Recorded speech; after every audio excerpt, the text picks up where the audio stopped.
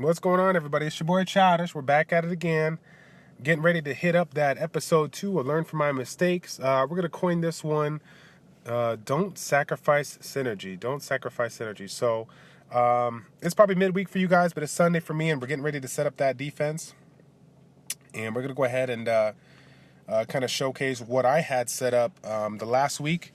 And in my opinion, some of the mistakes that I made and some of the things that I'm going to incorporate in the next time around. So after 1 week of Guild Wars, right, I'm sure we got fought many times, but I did not have a lot of defensive wins. And rightfully so, because like the first week, we all kind of just set it up, we throw our biggest units in there and we think that that's going to get the job done. But sometimes we make the mistakes that I do, which is I try to incorporate more units of this, of the same, element or this and that, whatever, to get, a benefit or a bonus, when in all reality, the bonus that I get is taken away from the synergy that I can create with a different team in order to reach the same goal, right?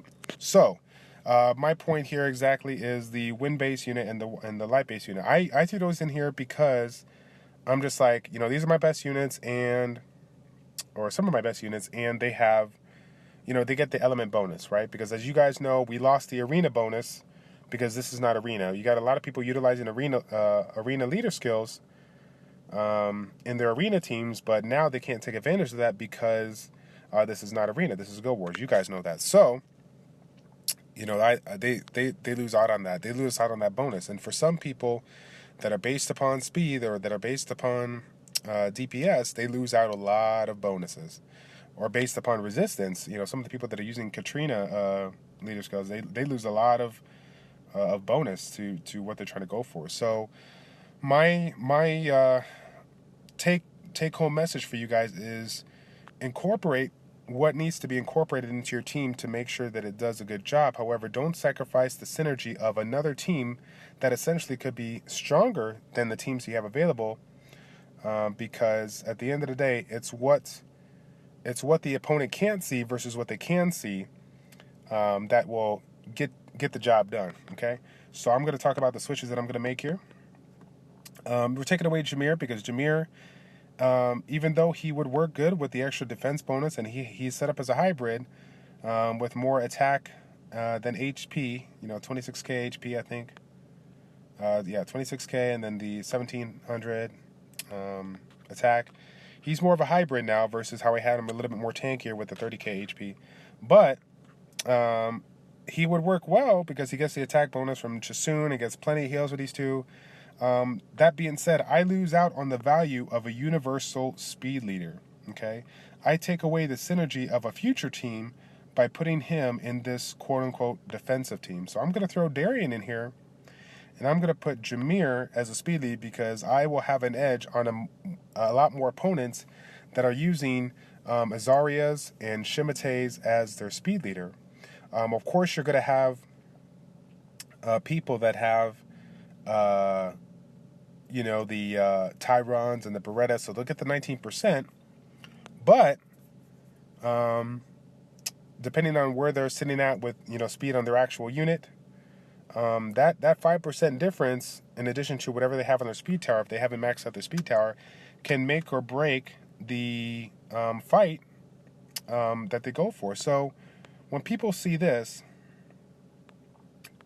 that I'm going to set up here, they see the speed leader, they see Hua, and they understand that Hua is going to be providing, it's going to be a very, very speedy team. So of course they're going to try to come at me with something to prevent it. Chloe's, people that can shield, people that can provide immunity so that they don't lose their attack gauge, whatever. But what they will not realize is that the combination of Arya's glancing hit debuff, AoE, the attack speed debuff, sorry, not the attack speed, the attack speed debuff, the glancing hit debuff, and Jameer's attack power debuff, those three combination, those AoE attacks, will minimize the amount of damage I take and allow me to do maximal damage because my units are based on speed. And because my units are based on speed, my best unit, that's the highest damage dealing 1.5 here, Hua, is going to not only do maximum damage, but reduce the amount of attack gauge they have, in addition to them being already slow from the AoE glancing hit. And of course, I have the opportunity to stun them because I have her set up with a spare. But because of her being an all-around great unit with the AoE glancing hit, the slow, the second skill that can hit point disturb, and then of course the sleep, I can't do nothing about the sleep. But what that does give me is if I land asleep, I get that 50% attack gauge increase to allow me to do another skill. So that's my biggest thing in putting it in there. Yes, I can use Jameer in this win-based team, right, and take advantage of having skills reset and take advantage of the defensive team. But at the end of the day, the people that are going to go after me are the people that can take down a win-based team. They're going to come at me with heavy fire.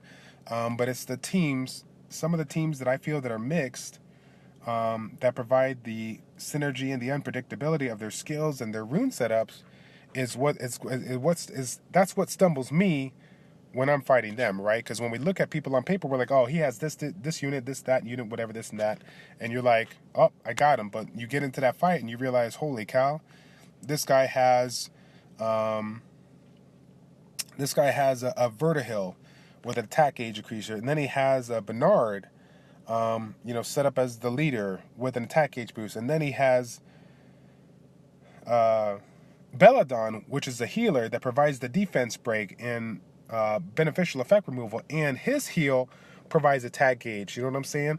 It's those combination of those awkward teams that people don't realize that that synergy that it provides leaves you, playing the guessing game. And if you don't feel 100% confident in getting in there, you're gonna lose that opportunity to take advantage of that win and do well. So, hopefully that, in essence, kind of helped you out. My thought process at the end of the day, the take home message is: set up your teams the best that you can. We're not always going to have the best leader skills to get in there. We might not have any good leader skills at all because we lost them because of the arena leader skills bonus. But take a look at your team and try to find the best synergy you can within your units, whether it's a defensive-based team or an offensive-based team, and just try to do the best you can. That being said, if it is an offensive-based team, make sure that you got the most optimal synergy you can have so that when they go after you or when they think they got you,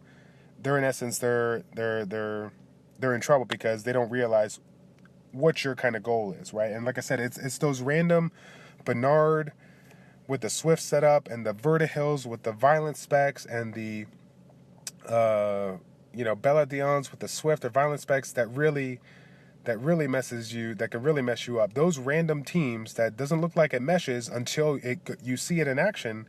That's when shit hits the fan and you got to deal with it. So take a look at your units, see how they can work together, and if they don't have, at the end of the day, you're obviously going to put in the best units or the best runes, but if you're sitting here trying to decide on a 5-star max or 6-star max, obviously the units that are best are going to go in, but my end of the day message: don't sacrifice synergy at the end of the day, because I think defensive wins, you're not going to get as many points as you would what you do offensively. But that being said, anyone at any given day has the opportunity to attack your team, and there's going to be multiple guilds that will be attacking your team. So any opportunity to win defensively is going to help you gain whatever you're trying to gain, whether it's the 4-star max Rainbow Mons or it's the Ifrit pieces. Any and all help that you can get defensively is good.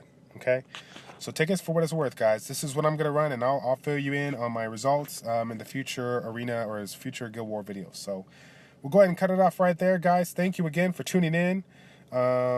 Take note that we will be going from 20 versus 20 to 10 versus 10 and hoping to have a little bit more communication in our guild to get the job done. So I'm super excited to see how this week goes.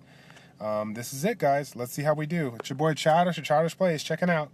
Take care. We'll see you next time.